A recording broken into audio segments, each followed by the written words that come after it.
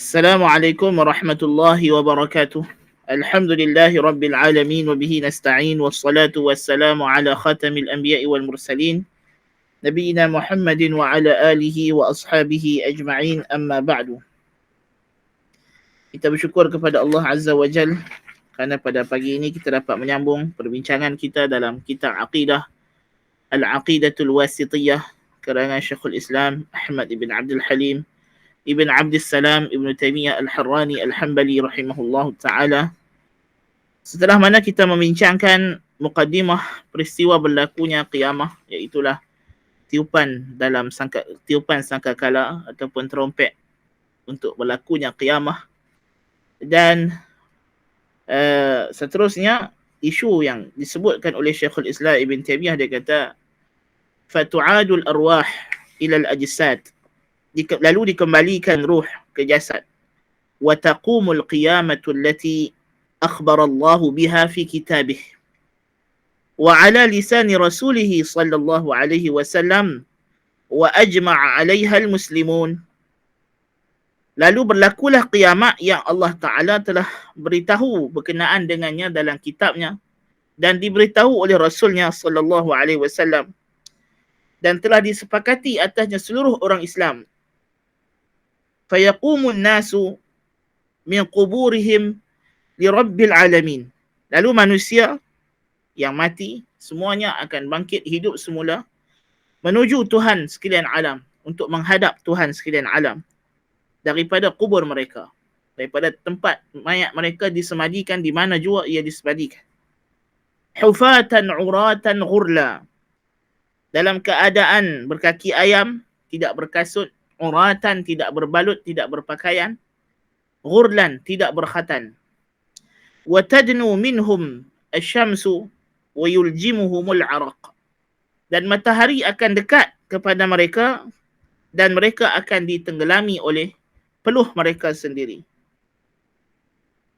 Dalam perkataan ini, dalam perenggan ini, Syekhul Islam Ibn Taymiyah rahimahullah mula masuk kepada perbahasan tentang peristiwa-peristiwa ataupun kita kata ahwal yaumil qiyamah, bukan ahwal, iaitulah haul, jamak kepada haul, iaitulah kita kata kedahsyatan peristiwa-peristiwa hari kiamat yang berlaku, yang kita sebut sebagai ahwal ataupun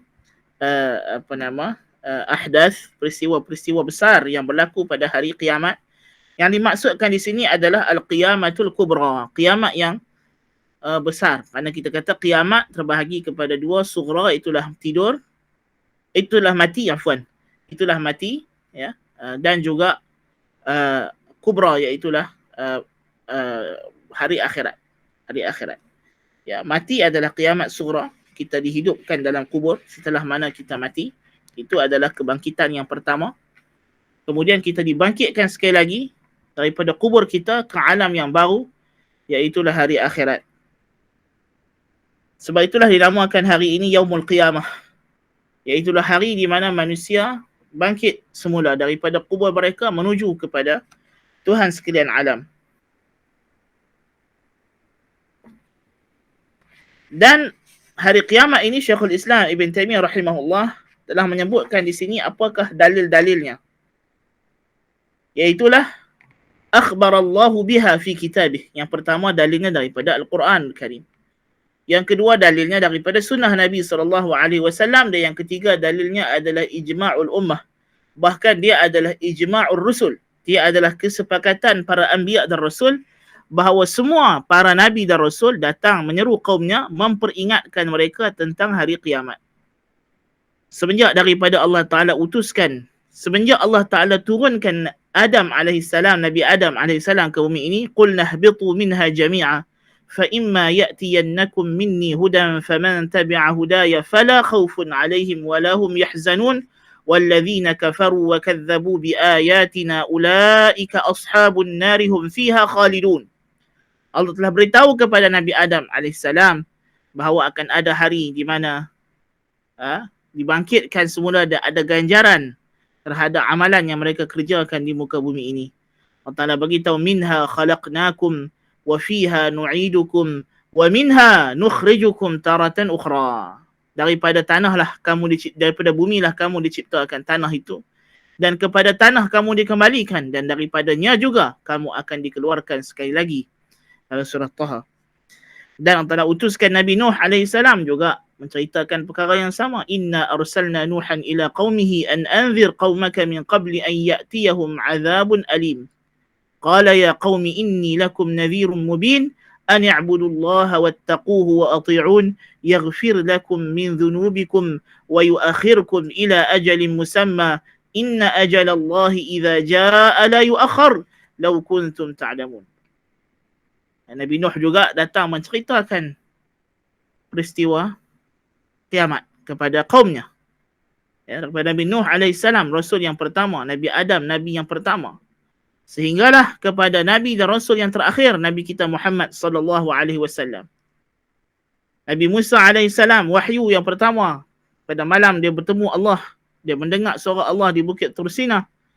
Allah kata kepada dia, wa inna as-sa'ata la'atiyatun akadu ukhfiha litujza kullu nafsin bima tas'a.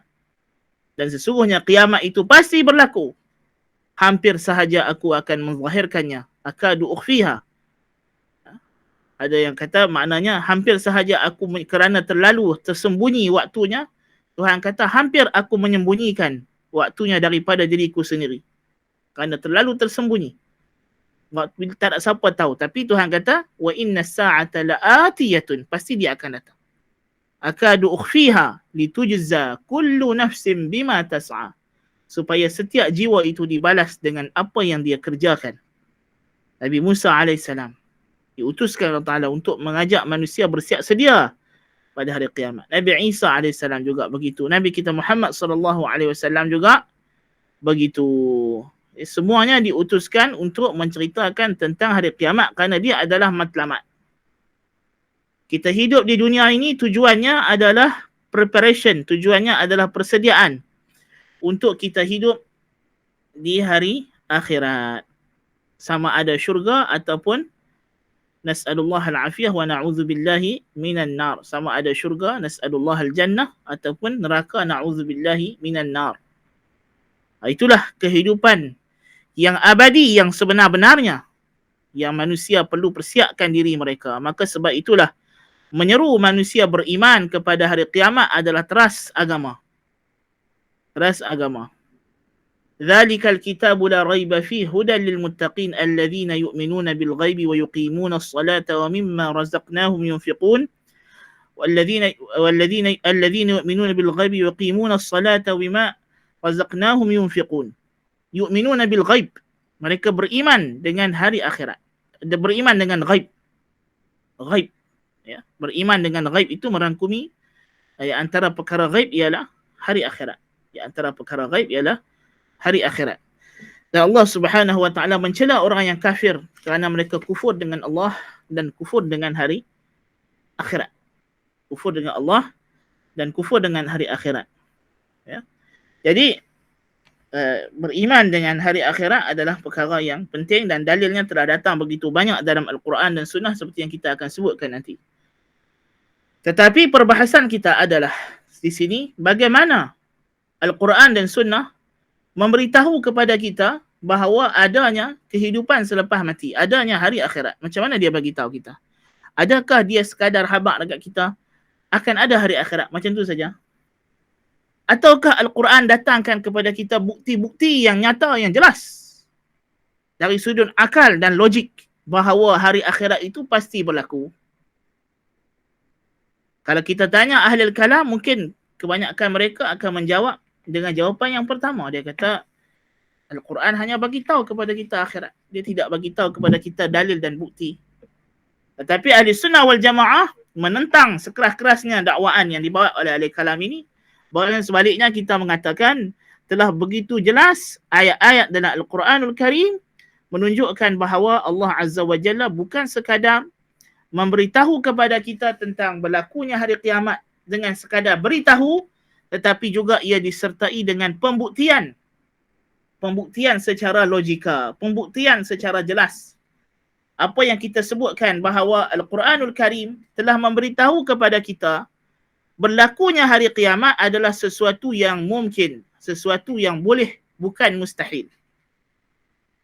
Kerana hukum akal terbahagi kepada 3. Akal dalam membuat satu penilaian, judgement, dia sama ada dia mengatakan sesuatu itu mesti ada atau tidak boleh ada, atau boleh sahaja ada ataupun tidak ada. Hukum akal tidak lari daripada 3 perkara ini.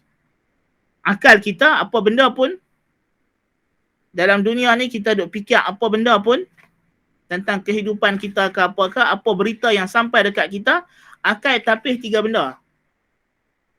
Dari segi hubungan dia dengan pemberitahuan, maklumat luaran yang akal dapat, ya, dia ada 3 hukum saja akal bagi. Yang pertama, wajib, mesti ada.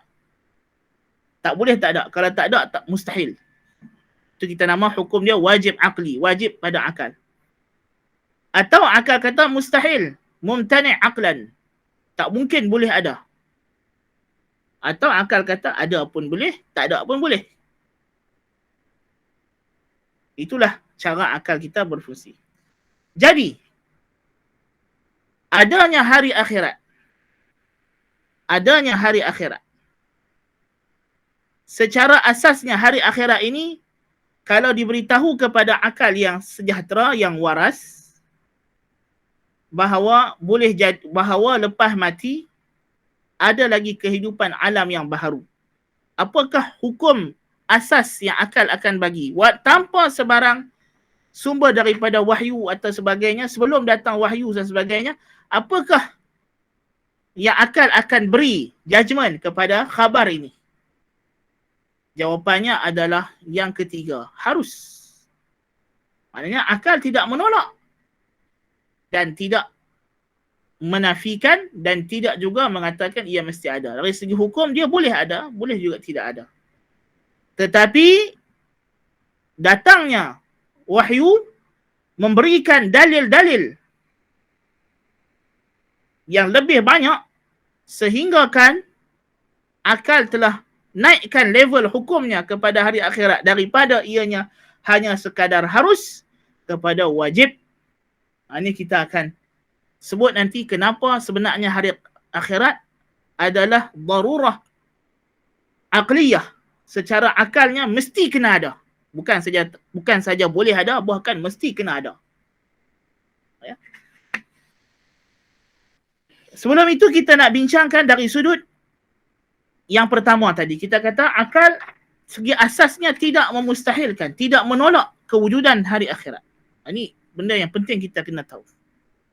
Bukan sekadar kerana ia benda yang boleh sahaja, tetapi kata para ulama ahli sunnah wal jamaah, kebolehadaan hari kiamat ini adalah kerana akal telah melihat sendiri. Akal telah mengalami, telah experience benda yang hidup kemudian mati semula.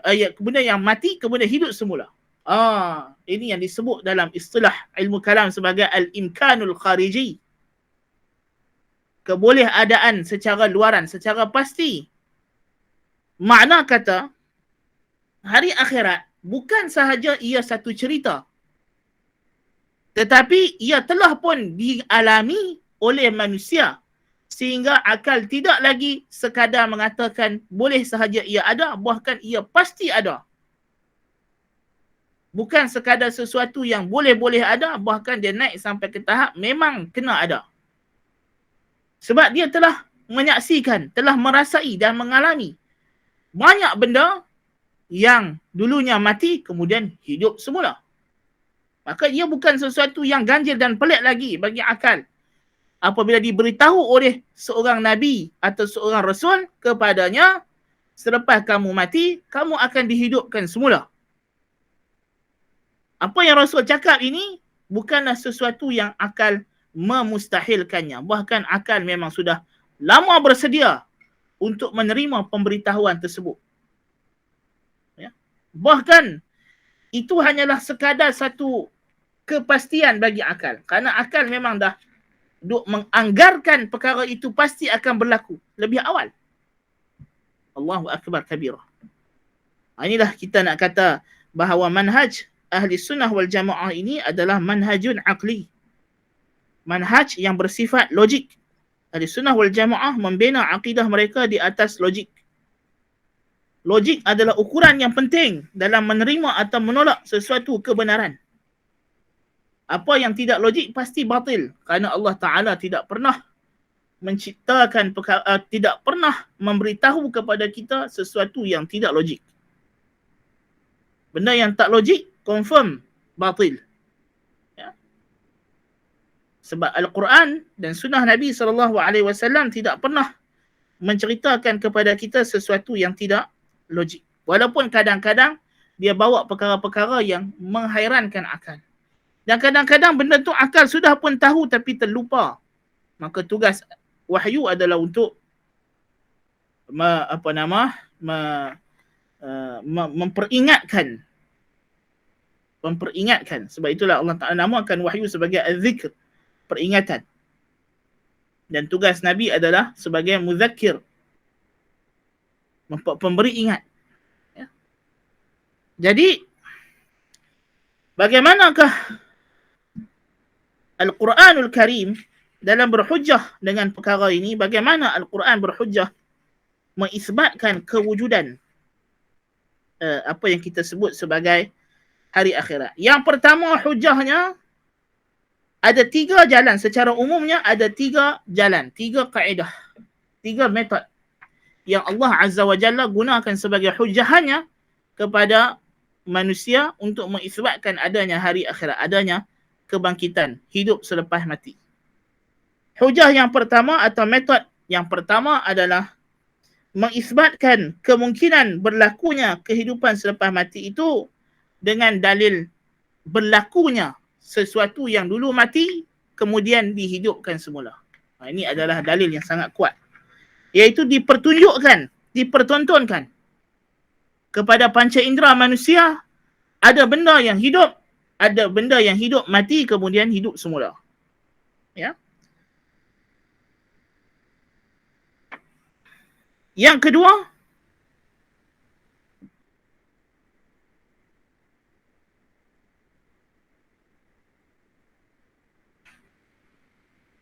adalah beristidlal, berdalilkan dengan kemungkinan berlakunya al-ba'th. Istilah syarak dia adalah al-ba'th. Kebangkitan untuk hari kiamat ini dengan wujudnya yang seumpama dengannya di dunia, yang setara, yang semisal dengannya. Yang tadi memang ada manusia hidup, mati, kemudian hidup semula. Yang kedua ialah yang setara dengan manusia, makhluk lain, dia mati, kemudian Tuhan hidupkan balik.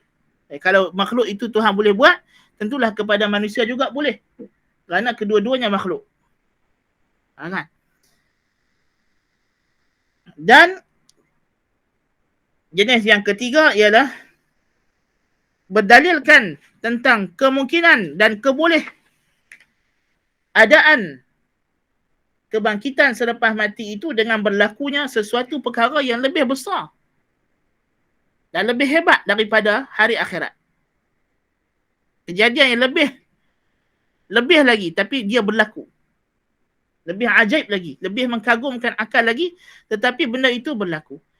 Makna kata, kalaulah akal berasa hairan dengan orang yang mati hidup semula, Tuhan bagi tahu kepada kita ada peristiwa yang lebih menghairankan lagi.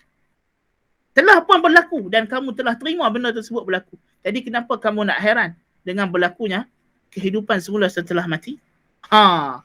Ini adalah 3 usul, 3 teras utama bagaimana Al-Quran mendalilkan. Ya. Dan ketiga-tiga usul ini tidak lari daripada 5 bentuk qiyas, 5 bentuk analogi yang Allah Ta'ala gunakan dalam Al-Quranul Karim. Apakah 5 bentuk analogi ini? Mari kita sama-sama telusuri. Ya. Yang pertama ialah qiyasul i'adah alal bad'i. Menyatakan bolehnya berlaku kebangkitan semula selepas mati dengan mula kejadian itu sendiri. Ini jenis yang ketiga yang kita sebut tadi.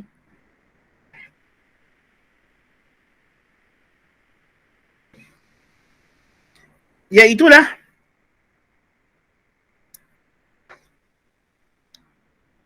telah berlaku perkara yang lebih menghairankan akal sebenarnya. Apa dia? Benda yang tak pernah wujud, Allah Ta'ala wujudkan. Mana lebih pelik? Benda yang memang tak wujud langsung tiba-tiba wujud, atau benda yang ada-ada kemudian dia rosak, dia berkecai, dia hancur, kemudian Tuhan susun balik. Ya, kerana al-ba'th ialah menghidupkan semula benda yang dulunya memang dah ada. Kita sekarang duk ada, lepas tu kita mati, jasad kita hancur, Tuhan susun balik saja. Dibandingkan dulu, masa kita dalam perut mak kita memang tak ada. Perut mak kita memang kosong. Kemudian Tuhan ciptakan kita. Kita wujud, mai daripada tidak ada benda. Tidak ada bahan. Wujud. Sebab itulah Allah Ta'ala berfirman dalam Al-Quranul Karim, masalahnya dalam surah Ar-Rum, ayat 27, وَهُوَ الَّذِي يَبْدَأُ الْخَلْقَ ثُمَّ يُعِيدُهُ وَهُوَ أَهْوَنُ عَلَيْهِ وَلَهُ الْمَثَلُ الْأَعْلَى فِي السَّمَاوَاتِ وَالْأَرْضِ وَهُوَ الْعَزِيزُ الْحَكِيمُ. Dan dialah yang telah memulakan penciptaan. Memulakan penciptaan yang awal. Yang mana masa tu kamu tak wujud langsung. Dia yang mulakan. Kemudian dia mengulang semula kewujudan tersebut setelah mati. Setelah kita mati hancur, Tuhan ulang balik sahaja. Wa huwa ahwanu alaih. Dan itu lebih ringan, lebih mudah. Yang ini dari sudut penerimaan akal. Sepatutnya begitu. Dari segi kekuasaan Allah Ta'ala memanglah tidak ada beza. Tetapi dari segi akal, penerimaan akal, sepatutnya menerima adanya hari akhirat lebih senang dan lebih mudah kalau akal sudah pun percaya bahawa dia dulu tidak ada, kemudian dia diwujudkan oleh Allah Ta'ala. Jadi sebab itulah orang musyrikin Makkah, mereka tidak logik. Ya, mereka menafikan perkara tersebut. Allah Ta'ala berfirman dalam surah Yasin, وَضَرَبَ لَنَا مَثَلًا وَنَسِيَ خَلْقَهُ قَالَ مَنْ يُحْيِي الْعِظَامَ وَهِيَ رَمِيمٌ قُلْ يُحْيِيهَا الَّذِي أَنْشَأَهَا أَوَّلَ مَرَّةٍ وَهُوَ بِكُلِّ خَلْقٍ عَلِيمٌ. Datang orang musyrikin bawa tulang berulang yang telah musnah, dihempuk depan Nabi SAW. Dia kata, Muhammad, siapa nak bagi hidup balik tulang hak dah rosak ni? Allah Ta'ala kata, ضَرَبَ لَنَا مَثَلًا. Dia buat perumpamaan kepada kami, kata Allah. Sanggup dia. وَنَسِيَ خَلْقَهُ. Dan dia lupa siapa cipta dia dulu. وَضَرَبَ لَنَا مَثَلًا وَنَسِيَ خَلْقَهُ قَالَ مَنْ يُحْيِي الْعِظَامَ وَهِيَ رَمِيمٌ. Dia boleh pergi cakap dengan sombong kepada Rasul kami, siapa nak hidup tulang berulang yang dah hancur ni? Allahu Akbar. Punyalah bengok. Tuhan kata apa kat dia? Qul, jawab olehmu hai Rasulku, hai Muhammad, jawab kepada si bongok ni. Qul yuhyiha alladhi ansha'aha awwala marrah. Yang akan hidupkan balik tulang berulang ni tidak lain tidak bukan Tuhan yang cipta dia mula-mula dulu. Yang mana masa tu jangan kata hancur, wujud pun tidak, tak ada. Tapi Tuhan boleh bagi dia ada.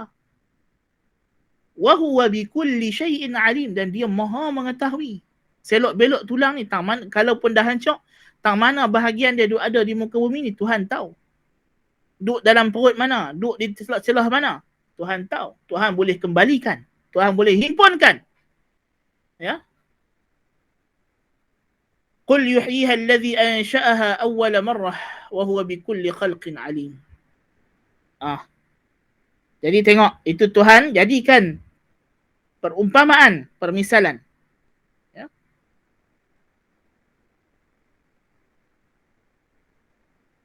Allah sebut dalam surah Al-Hajj, Ya ayyuhan nasu in kuntum fi raibin minal ba'thi fa inna khalaqnakum min turabin thumma min nutfatin thumma min 'alaqah ثم من علقة ثم من مضغة مخلقة وغير مخلقة لنبين لكم ونقر في الأرحام ما نشاء إلى أجل مسمى ثم نخرجكم طفلا ثم لتبلغوا أشدكم ومنكم من يتوفى ومنكم من يرد إلى أرذل العمر لكي لا يعلم من بعد علم شيئا.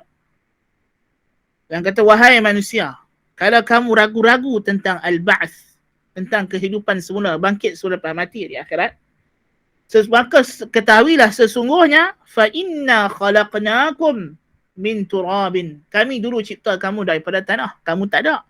Kami ciptakan bapa kamu Adam alaihissalam min turabin thumma min nutfah. Kemudian kami ciptakan kamu daripada nutfah. Thumma min alaqah. Kemudian nutfah menjadi alaqah. Thumma min mudghah.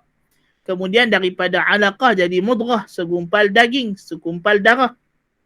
Mukhallaqatin wa ghairi mukhallaqah. Yang tercipta dan yang tidak dicipta. So darah tadi, daging tadi terpecah dua. Manusia ni bila kita jadi dalam perut mak kita, bila sampai jadi mudghah, mudghah itu Tuhan pecahkan dua. Satu jadi kita, satu jadi uri, jadi placenta yang tidak tercipta. Kan? Wa ghairi mukhallaqah. Linubayyina lakum, untuk kami menerangkan kepada kamu. Wa nuqirru fil arhami ma nasha'u ila ajalin musamma. Dan kami biarkan kamu dalam rahim mak kamu sampailah satu tempoh yang kami kehendaki, yang kami tetapkan, kata Allah. Thumma nukhrijukum tifla. Kemudian kami keluarkan kamu daripada perut mak kamu sebagai bayi kanak-kanak. Tak boleh buat apa, merangkak saja kan. Thumma litablughu ashuddakum. Kemudian kami bagi kamu besar, jadi kuat, bertenaga. وَمِنْكُمْ مَنْ يُتَوَفَّى وَمِنْكُمْ مَنْ يُرَدُّ إِلَىٰ أَرْذَلِ الْعُمُرِ. Ada di kalangan kamu yang mati ketika usia kecil atau usia remaja, dan ada di kalangan kamu yang aku kembalikan sampai jadi tua bangka, jadi nyanyuk, ila arzalil umur likai la ya'lama min ba'di ilmin syai'a, supaya dia jadi tak tahu apa lepas dulu dia orang yang ada pengetahuan. Jadi nyanyuk, tak tahu apa, jadi macam budak kecil balik. وَتَرَى الْأَرْضَ هَامِدَةً فَإِذَا أَنزَلْنَا عَلَيْهَا الْمَاءَ اهْتَزَّتْ وَرَبَتْ وَأَنبَتَتْ مِنْ كُلِّ زَوْجٍ بَهِيجٍ ذَلِكَ بِأَنَّ اللَّهَ هُوَ الْحَقُّ وَأَنَّهُ يُحْيِي الْمَوْتَى وَأَنَّهُ عَلَى كُلِّ شَيْءٍ قَدِيرٌ وَأَنَّ السَّاعَةَ آتِيَةٌ لَا رَيْبَ فِيهَا وَأَنَّ اللَّهَ يَبْعَثُ مَنْ فِي الْقُبُورِ. Setelah Allah tunjukkan penciptaan manusia, Allah datangkan dalil yang kedua. Apa dia? وَتَرَى الْأَرْضَ هَامِدَةً. Dan kau tengok bumi yang kering kontang. فَإِذَا أَنزَلْنَا عَلَيْهَا الْمَاءَ. Bila kami turunkan hujan, اهْتَزَّتْ وَرَبَتْ. Tiba-tiba tumbuh pokok-pokok. Ya? وَأَنْبَتَتْ مِنْ كُلِّ زَوْجٍ بَهِيجٍ. Pokok yang bermacam-macam jenis berpasang-pasang. ذَلِكَ بِأَنَّ اللَّهَ هُوَ الْحَقِّ. Demikian itu kerana Allah sahajalah sembahan yang benar. Kerana dialah Tuhan yang mencipta. وَأَنَّهُ يُحْيِي الْمَوْتَى. Dan bahawa sesungguhnya dia menghidupkan yang mati. وَأَنَّهُ عَلَى كُلِّ شَيْءٍ قَدِيرٌ. Dan dia atas segala perkara mampu melakukannya. وَأَنَّ السَّاعَةَ آتِيَةٌ لَا رَيْبَ فِيهَا. Dan bahawa kiamat itu pasti datang, tiada keraguan padanya. وَأَنَّ اللَّهَ يَبْعَثُ مَنْ فِي الْقُبُورِ. Dan bahawa Allah akan membangkitkan semula, menghidupkan yang dalam kubur. Suratul Hajj ayat 5 sampai 7. Tengok. Jadi dalil yang pertama tadi kejadian awal. Kita dah tak ada, Tuhan jadikan bagi ada. Dalil yang kedua kita sebut tadi apa dia? Yang seumpama dengannya. Ya. Yang seumpama dengannya. Iaitulah Tuhan datangkan dalam ayat surah Al-Hajj ini, dihidupkan tanah yang kering, gesang, kontang. Ya. Itu adalah dalil yang seumpama dengannya. Bukan manusia, bukan makhluk, tetapi dari sudut makhluk lain yang setara dengan manusia. Dari segi kedua-duanya adalah makhluk, Tuhan hidupkan. Di antara dalilnya kita dah baca surah Al-Hajj tadi. Demikian juga tersebut dalam surah Yasin tadi.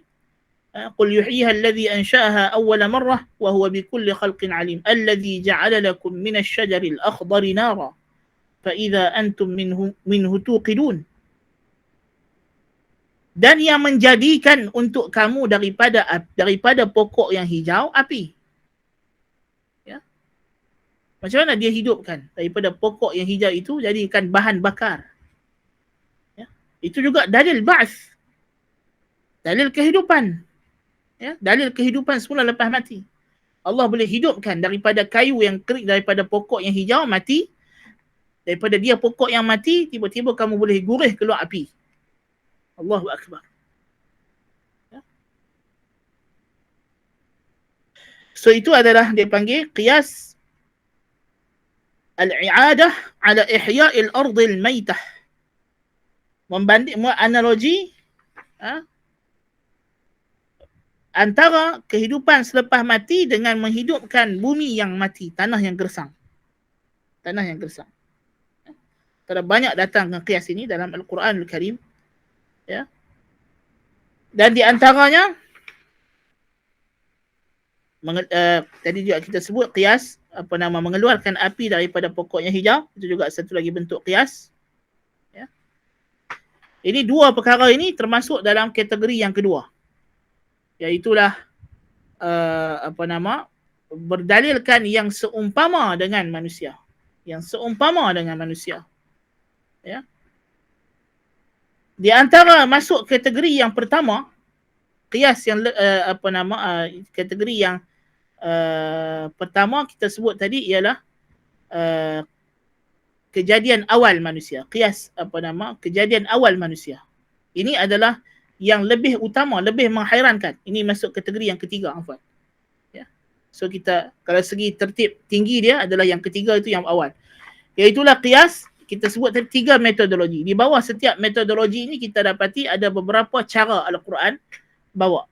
Kita susun balik supaya dia keliru. Yang pertama kita sebut tadi adalah qiyas dari sudut cara pendalilannya adalah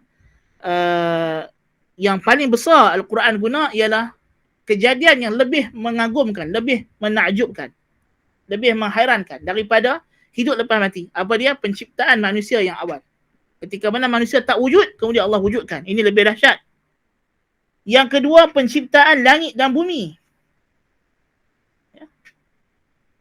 Allah Ta'ala berfirman, أَوَلَيْسَ الَّذِي خَلَقَ السَّمَاوَاتِ وَالْأَرْضَ بِقَادِرٍ عَلَىٰ أَنْ يَخْلُقَ مِثْلَهُمْ بَلَى وَهُوَ الْخَلَّاقُ الْعَلِيمُ. Ketiga-tiga ni terkandung dalam surah Yasin dengan tertib. Ya. Jadi Allah Ta'ala kata, bukankah yang menciptakan langit dan bumi, ya, yang begini besar, lebih berkuasa, mampu untuk menciptakan seumpama mereka, untuk menghidupkan balik mereka setelah mati? Apakah Tuhan yang boleh mencipta langit dengan bumi yang begini hebat, yang begini besar? La khalqus samawati wal ardi akbaru min khalqin nas. Tuhan kata dalam surah Ghafir ayat 57, adalah penciptaan langit dan bumi itu lebih besar daripada penciptaan manusia. Jadi apa yang manusia heran sangat yang Tuhan boleh hidupkan dia balik setelah dia mati? Ya, apa yang dia heran? Kemudian kita ada metodologi yang kedua kita sebut tadi ialah qiyas dengan perkara yang seumpama dengan penciptaan, dengan menghidupkan manusia yang telah mati dengan makhluk lain. Makhluk yang mati Tuhan hidupkan. Yang mana makhluk itu samalah tara dengan manusia kerana kedua-duanya makhluk.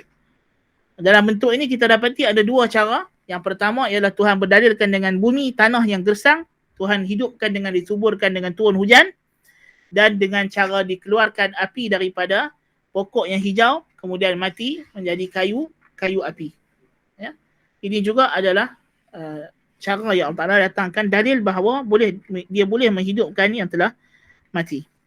Dan yang ketiga, dan yang seterusnya, yang kelima, qiyas yang kelima dari bawah kategori yang ketiga, iaitulah dalil dan bukti bahawa memang ada orang yang dulunya mati telah pun dihidupkan semula di dunia ini lagi.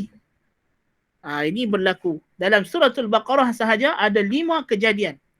5 peristiwa Allah Ta'ala sebut dalam suratul Baqarah. Ya. Yang pertama, Allah Ta'ala ceritakan pasal Bani Israel. وَقَالُوا لَن نُؤْمِنَ لَكَ حَتَّى نَرَى اللَّهَ جَهْرَةً فَأَخَذَتْكُمُ الصَّاعِقَةُ وَأَنْتُمْ تَنْظُرُونَ ثُمَّ بَعَثْنَاكُمْ مِنْ بَعْدِ مَوْتِكُمْ لَعَلَّكُمْ تَشْكُرُونَ. Bani Israel ketika mereka minta nak tengok Allah Ta'ala, Tuhan sambakkan, panahkan mereka dengan petir, mati semuanya. Kemudian Allah hidupkan balik.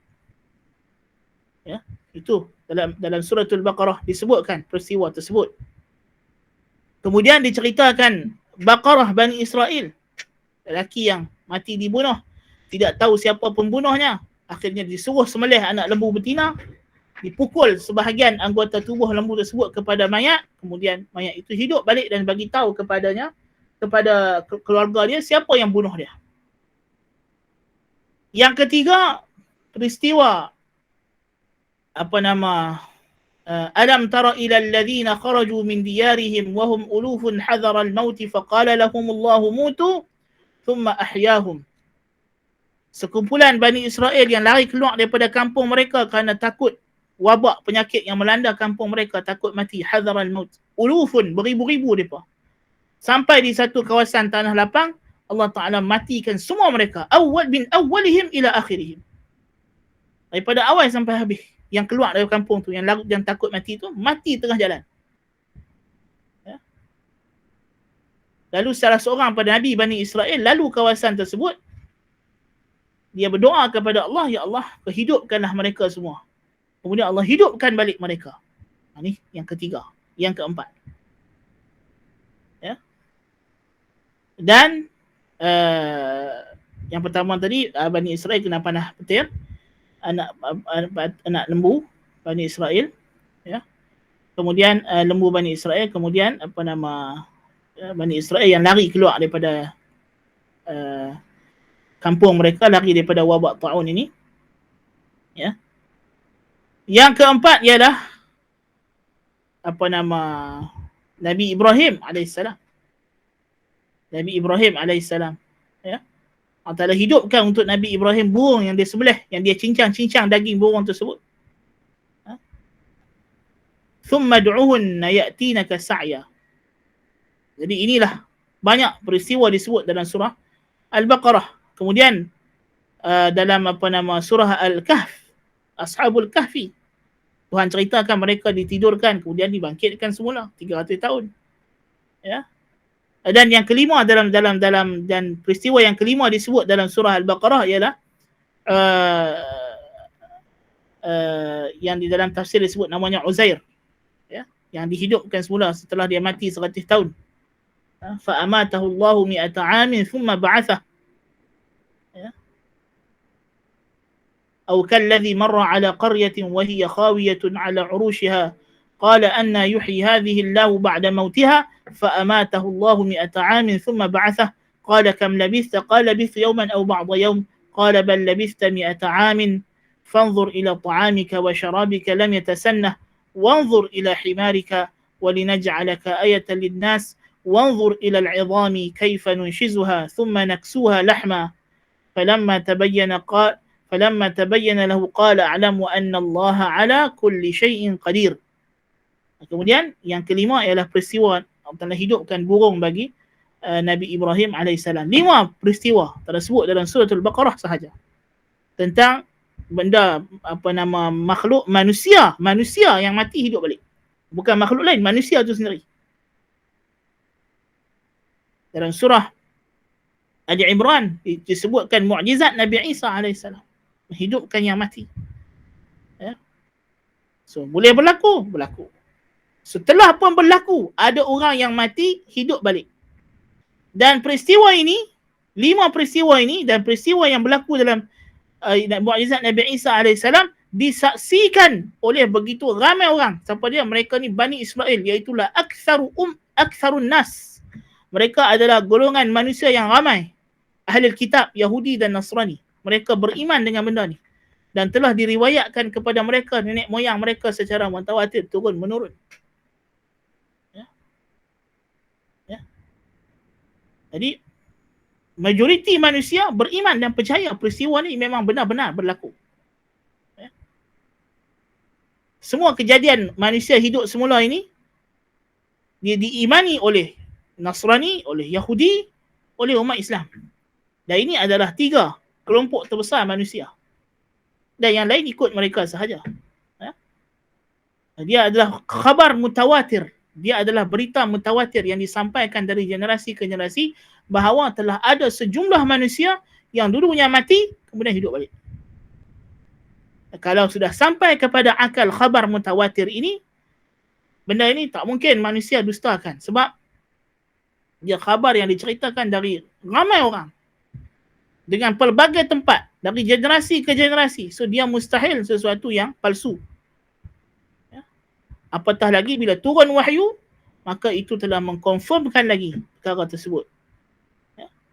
Maka dengan itu terbuktilah bahawa al-ba'th memang boleh berlaku dan telah pun pernah berlaku. Kejadian orang hidup semula setelah mati ni bukanlah benda yang baru diceritakan oleh Allah Ta'ala kepada akal. Bahkan ia benda yang manusia sudah pun ada pengalaman, experience tentang kejadian tersebut.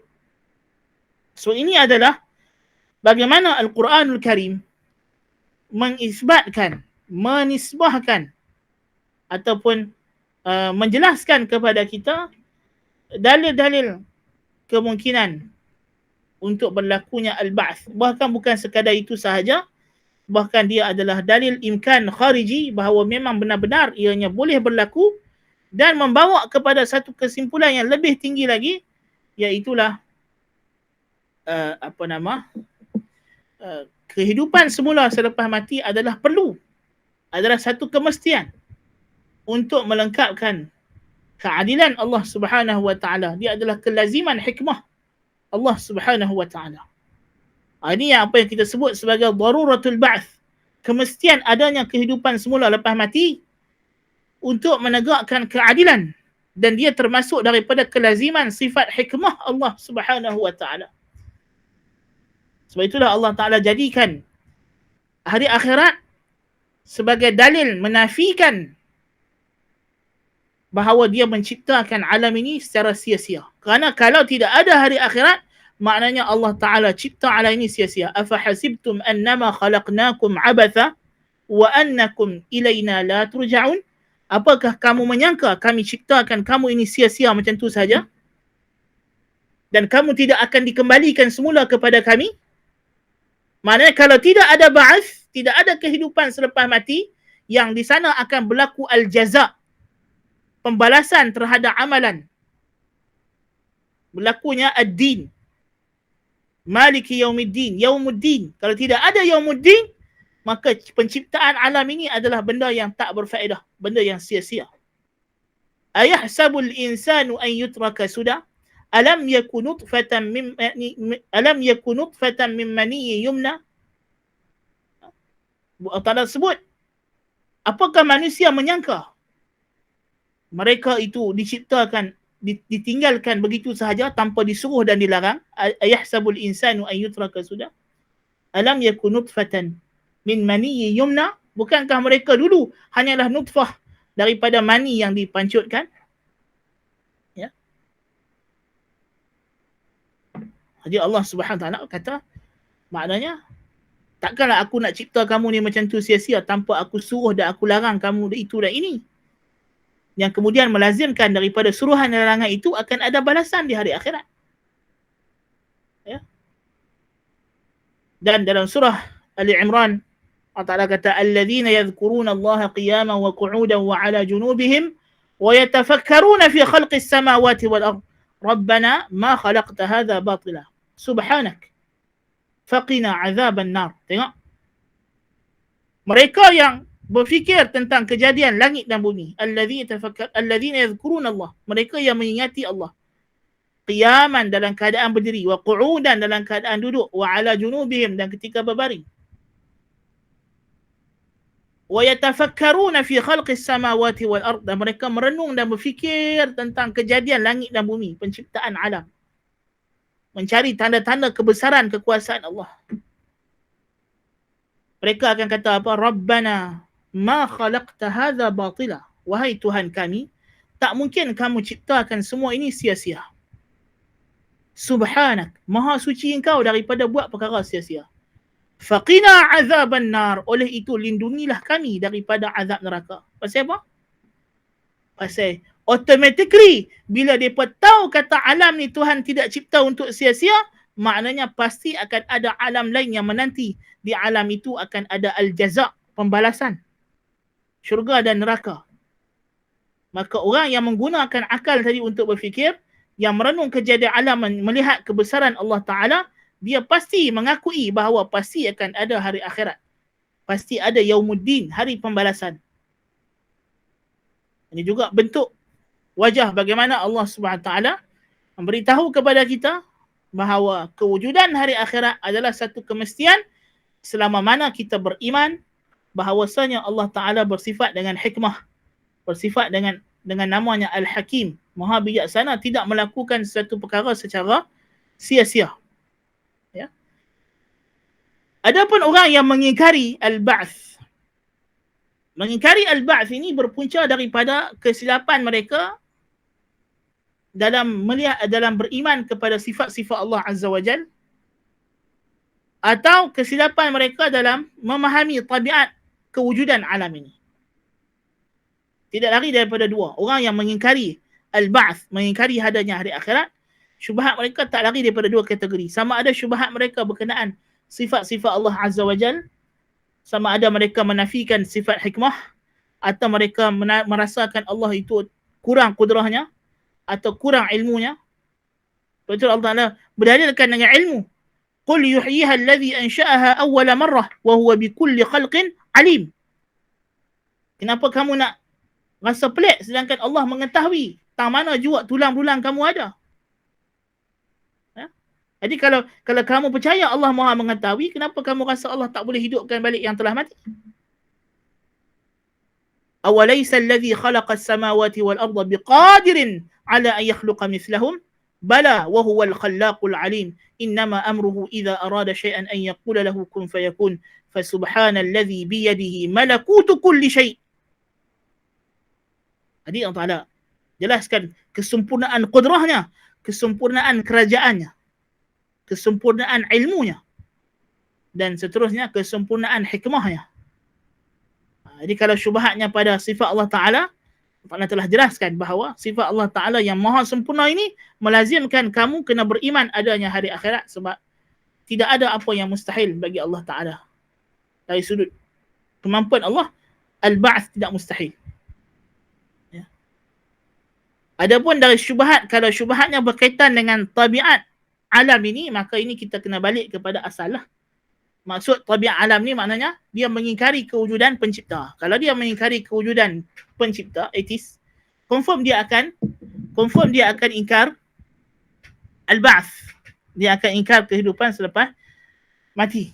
Ini kita kena balik berhujah dengan dia dari sudut kewujudan Allah Subhanahu wa Ta'ala. Maka orang yang ingkar kehidupan selepas mati ni, kita kena tengok apa dasar syubhat dia. Adakah berkaitan dengan sifat Allah? Kalau dia beriman dengan Tuhan, maknanya kalau dia beriman ada Tuhan yang mencipta alam ini, maknanya syubhat dia balik kepada sifat Tuhan tersebut.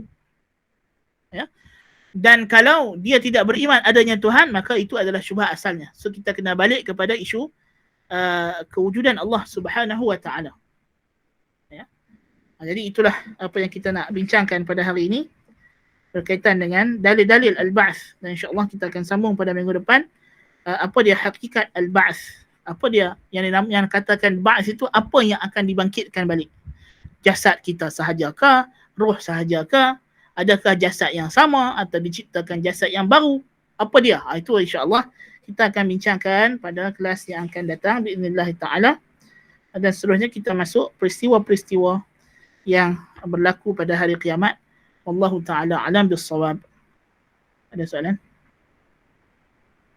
Ada soalan? Subhanakallahumma bihamdika asyhadu an la ilaha illa anta astaghfiruka wa atubu ilaik. Shallallahu ala nabiyyina Muhammad wa ala alihi wa sahbihi wa baraka wasallam. Wassalamu alaikum warahmatullahi wabarakatuh.